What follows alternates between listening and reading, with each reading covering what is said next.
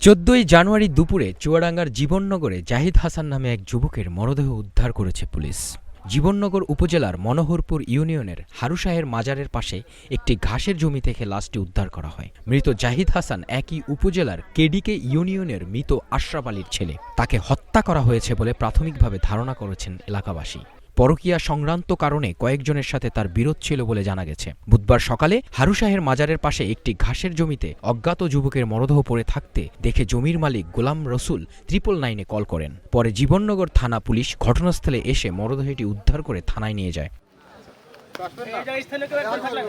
নিহত জাহিদের ফুফাতো ভাই সাবেক ইউপি সদস্য আব্বাস আলী জানান, মঙ্গলবার দিনগত রাত থেকে জাহিদকে খুঁজে পাওয়া যাচ্ছে না। আমরা একাধিক জায়গায় জাহিদকে খুঁজেছি কিন্তু কোনো খোঁজ পাইনি। পরে ফোনে জানতে পারলাম একটি মৃতদেহ পড়ে আছে। পরে দেখি এটি আমার ফুফাতো ভাই জাহিদের মরদেহ।